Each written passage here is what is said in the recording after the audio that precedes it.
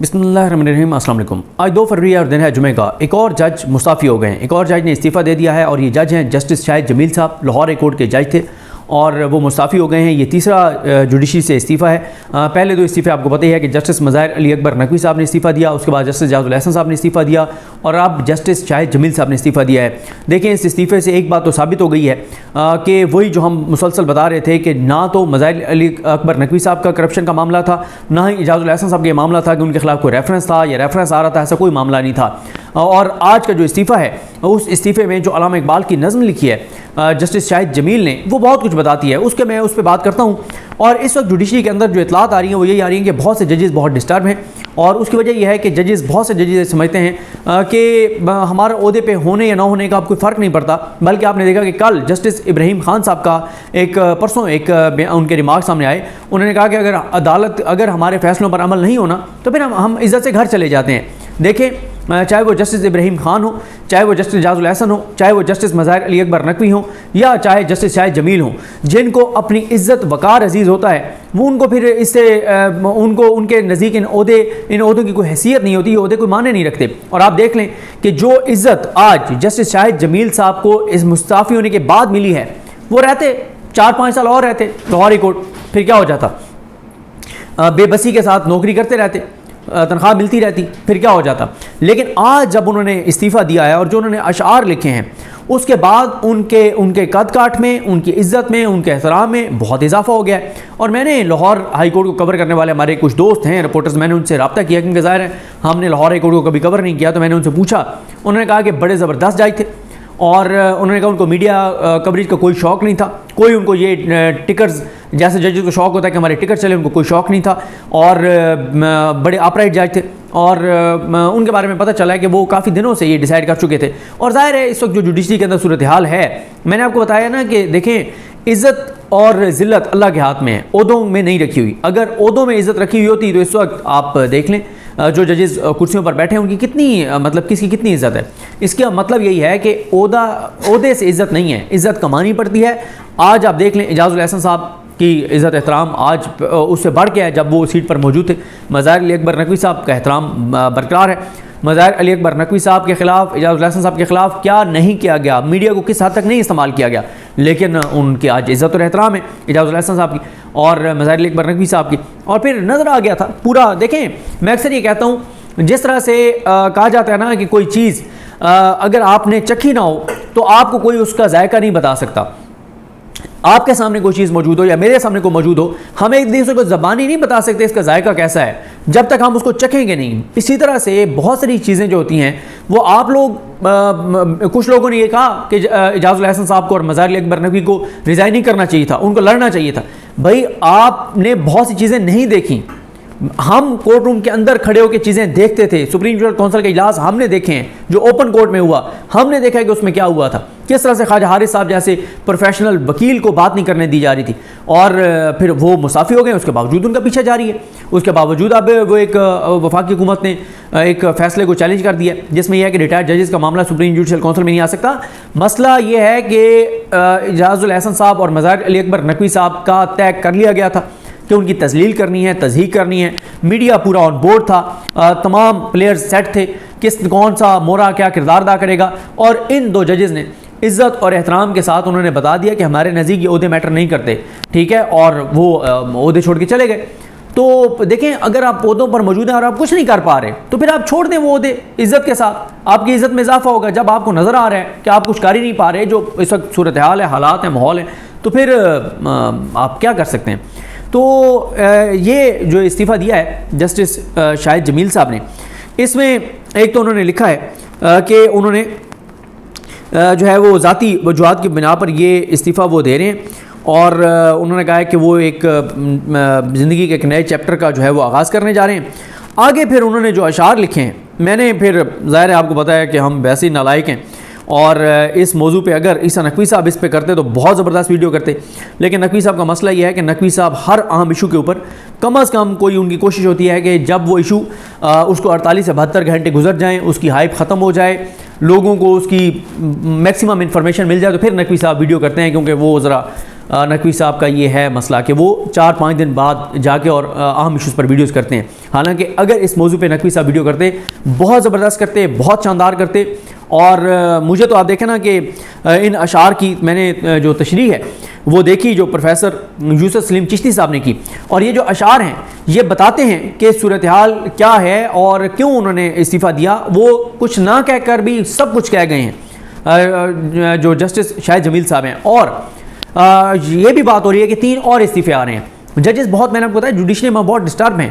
کیوں؟ High court کے ججز کہہ رہے ہیں کہ ہم اگر فیصلہ آئین اور قانون کے مطابق دیں گے تو پہلی بات یہ ہے کہ وہ ہمارا فیصلہ اوپر سے جا کے کل عدم ہو جائے گا, ختم ہو جائے گا. دوسری بات یہ ہے کہ اس کے بعد ہمارے ساتھ جو ہوگا اس میں بھی ان کو انسیکیورٹی ہے کہ ہمیں سپریم جوڈیشل کونسل سے فارغ کر دیا جائے گا, ہمارے لیے مسائل ہو جائیں گے, ہماری فیملی کے لیے, ہمارے بچوں کے لیے. تو اس وقت بہت زیادہ ججز جو ہیں وہ عدم تحفظ کا شکار ہیں جوڈیشری میں, اور شاید اس لیے جو ہے وہ جسٹس شاہد جمیل صاحب نے بھی مستعفی ہونے کا فیصلہ کیا ہے.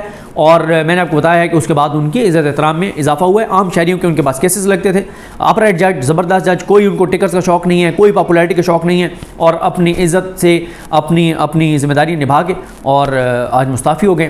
اچھا, انہوں نے جو علامہ اقبال کی نظم لکھی ہے وہ یہ ہے کہ اقبال یہاں نام نالے علم خودی کا, موضوع نہیں مکتب کے لیے ایسے مقالات.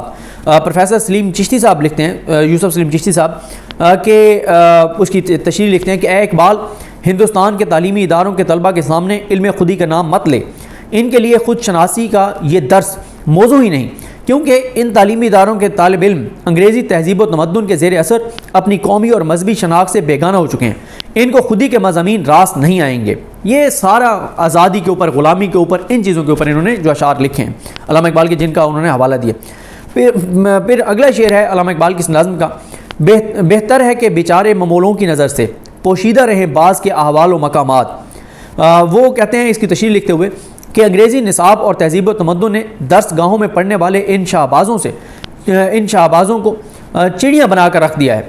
اور پھر وہ کہتے ہیں کہ اس لیے محکوم یعنی غلام ذہنیت رکھنے والے ان ممولوں کی نظر سے بعض یعنی آزاد قوم کے احوال و مقامات پوشیدہ ہی رہیں تو بہتر ہے, کیونکہ محکوم قوم کے افراد حکمران قوم کے جذبات اور تصورات کا اندازہ ہی نہیں کر سکتے. چنانچہ یہی مناسب ہے کہ ان غلام ذہنیتوں کو آزاد زندگی کی خوشگواریوں سے روشناس ہی نہ کرایا جائے. اس کے بعد شعر ہے کہ آزاد کی ایک آن ہے محکوم کا ایک سال, کس درجہ گراں سیر ہیں محکوم کے اوقات. مثال کے طور پہ وہ تشریح لکھتے ہیں کہ مثال کے طور پر محکوم اور حاکم کے تصور زمان میں بھی فرق ہوتا ہے. زمانے کے تصور میں جو محکوم ہیں اور جو حاکم ہیں ان کے تصور زمان یعنی زمانے کے تصور میں بھی فرق ہوتا ہے. آزاد کی زندگی کا ایک پل محکوم کی زندگی کے 1 سال کے برابر ہوتا ہے. آزاد کی زندگی کا ایک پل محکوم کی زندگی کے 1 سال کے برابر ہوتا ہے. چونکہ محکوم رات دن حاکم کے ظلم سہتا رہتا ہے, اس لیے زندگی کے ماہ و سال اسے بہت طویل معلوم ہوتے ہیں. جس طرح عاشق کو فراق کی رات طویل معلوم ہوتی ہے, اور غم چونکہ ہمیشہ خوش رہتا ہے, لیکن حاکم چونکہ ہمیشہ خوش رہتا ہے اس لیے خوشی کی گھڑیوں سے بہت مختصر معلوم ہوتی ہیں. اسی نقطے کو وہ پھر آگے انہوں نے ایک اور شعر لکھا, ہندی شاعر نے اس طرح انہوں نے کہا کہ بیان کیا کہ ایام مصیبت کے تو کاٹے نہیں کٹتے, دن عیش کی گھڑیوں میں گزر جاتے ہیں کیسے. اس کے بعد اگلا شعر ہے کہ آزاد کا ہر لحظہ پیام ابدیت, محکوم کا ہر لحظہ نئی مرگ مفاجات. آزاد حکمران قوم کا ہر لحظہ یا ہر دن اس کے استحکام میں اضافہ کرتا ہے. آزاد حکمران قوم کا ہر لحظہ, ہر دن, ہر لمحہ اس کے استحکام میں اضافہ کرتا ہے, لیکن محکوم کا ہر لحظہ یا ہر روز اس کے لیے ایک نئی مصیبت لاتا ہے اور اس پر اخلاقی موت طاری کرتا ہے. یعنی دن تو ایک ہی ہے, لیکن وہی دن آزاد کے حق میں پیام ابدیت اور وجہ استقامت بن جاتا ہے, اور وہی دن محکوم کے حق میں مصائب ناگہانی کا موجب بن جاتا ہے. اور پھر ٹیپو سلطان شہید کا وہ قول کہ شیر کی ایک دن کی زندگی گیدڑ کی 100 سالہ زندگی سے بہتر ہے. مراد یہ ہے کہ آزاد قوم کا آزاد شخص ایک لمحے میں عملی اور یادگار کام کرتا رہتا ہے, جس سے وہ خود بھی بنتا ہے اور اس کی قوم بھی بنتی ہے. لیکن غلام قوم کا شخص غلامی کی وجہ سے ذلت کی زندگی بسر کرتا ہے, عمل سے خالی ہو جاتا ہے, اور اس کا ایک لمحہ جو ہے وہ زندگی نہیں بلکہ موت ہوتا ہے. وہ اپنے آقاؤں کی خواہش پر جیتا ہے اور اپنی خودی اور معرفت کو کھو بیٹھتا ہے. آزاد کا اندیشہ حقیقت سے منور, محکوم کا اندیشہ گرفتار خرافات.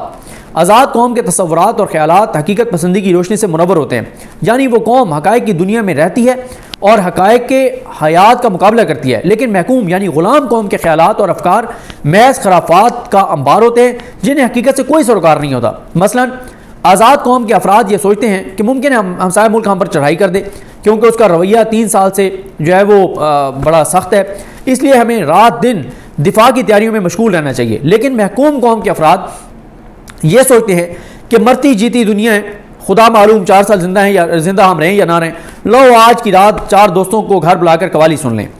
محکوم کو پیروں کی کرامات کا سودا ہے، بندہ آزاد خود ایک زندہ کرامات۔ محکوم اور حاکم یا غلام اور آزاد میں چوتھا اور سب سے نمایاں فرق یہ ہوتا ہے کہ غلام قوم کے افراد کو ہر وقت پیروں کی کرامات کی دھن لگی رہتی ہے۔ غلام قوم پیر پرستی تعویذ گنڈوں کے سہارے فلاح ڈھونڈتی ہے، اور اگر کسی زندہ پیر کی کرامات مشاہدے میں نہ آتی ہوں تو اولیاء گزشتہ ہی کے کرامات کا تذکرہ کر کے اپنے دل کو خوش کر لیتے ہیں۔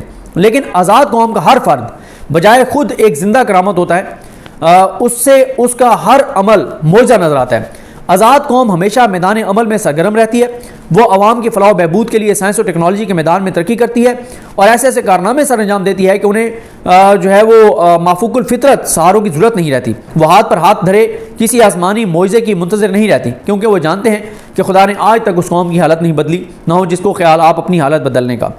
اور پروفیسر سلیم چشتی صاحب جو ہیں، وہ یوسف سلیم چشتی صاحب، وہ علامہ اقبال کی اس نظم ہندی مکتب کی تشریح کرتے ہوئے اینڈ میں کہتے ہیں کہ میں نے اس نظم میں آزاد سے آزاد اور حکمران قوم سے فرد مراد لیا ہے، لیکن آزاد سے مومن بھی مراد ہو سکتا ہے، کیونکہ مسلمان اگر مومن ہو جائے تو وہ غلام نہیں رہ سکتا۔ چونکہ ایمان اور غلامی ایک دوسرے کی ضد ہے، اس لیے ایک شخص میں بیک وقت جمع نہیں ہو سکتی۔ میرے عقیدے کی روح سے مرد مومن کا غلام ہونا ایسے ہی ناممکن ہے جیسے کسی دروازے کا بیک وقت کھلا بھی ہونا اور بند بھی ہونا۔ مومن یا تو آزاد ہوگا یا آزادی کے لیے جہاد کرتا ہوگا، خواہ غازی ہو یا شہید۔ تیسری کوئی صورت از روئے قرآن اس کے لیے ممکن ہی نہیں ہے۔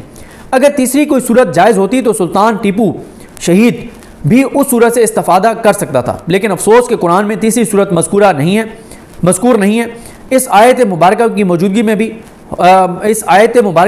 میں ہو بھی کیسے سکتی ہے، اور وہ ترجمہ ہے کہ آپ صلی اللہ علیہ وسلم فرما دیجئے میری نماز اور تمام عبادات، میری زندگی اور میری موت، یعنی میرا جینا اور مرنا سب اللہ کے لیے ہے۔ یعنی اگر میری زندگی میں کوئی ساتھ ایسی آ جائے جب غیر اللہ کے لیے زندگی بسر کروں، یعنی غیر اللہ کی اطاعت کروں، تو وہ زندگی کافرانہ زندگی ہو جائے گی۔ یہ میں نے اس لیے یہ تشریح پڑھی کہ اس میں جو باتیں ہیں وہ جو اشعار لکھے ہیں انہوں نے جاج صاحب نے علامہ اقبال کے، اور جو آپ نے تشریح سنی ہے، وہ اس وقت کے پورے حالات اور صورتحال کا اعادہ کر رہی ہے، عکاسی کر رہی ہے۔ لیکن اب دیکھنا ہے کہ جو بات چیت ہو رہی ہے کہ 3 اور استعفے جو ہیں وہ آ سکتے ہیں۔ استعفے کی ایک گونج تھی پہلے اور وہ استعفیٰ آ گیا ہے۔ ججز اعجاز الحسن صاحب اور سید مظاہر علی اکبر نقوی صاحب کے مستعفی ہونے کے بعد اپسیٹ ہیں ذہنی طور پہ بہت سے ججز، اور وہ یہ سمجھتے ہیں کہ ہمارا عہدوں پر رہنا یا نہ رہنا اب معنی نہیں رکھتا، جب ہم لوگوں کو ریلیف نہیں دے سکتے، آئین کے مطابق فیصلے نہیں کر سکتے، اور آئین کے مطابق فیصلے کریں گے تو اوپر سے جا کے اڑ جائیں گے، تو ہم نے کیا کرنا ہے عہدوں پہ بیٹھ کے۔ اور میں نے دوبارہ آپ کو بتا رہا ہوں کہ وہ ہے نا کہ اللہ جسے چاہے اسے ملتی ہے مظفر، عزت کو دکانوں سے خریدا نہیں جاتا، عزت کروائی نہیں جاتی، کمائی جاتی ہے۔ اور آج جو عزت اور احترام مظاہر علی اکبر نقوی صاحب اور اعجاز الحسن صاحب کا ہے، وہ ایک مثال ہے لوگوں کے لیے کہ عہدوں میں عزت نہیں ہے، بلکہ عہدے پہ بیٹھے ہوئے شخص فیصلہ کرتا ہے کہ اس عہدے کو کی عزت احترام میں کتنا اس میں اضافہ کرنا ہے۔ مجھے اپنی دعا میں یاد رکھیں۔ الکریم ہم سب کا حامی ناصر۔ اللہ حافظ۔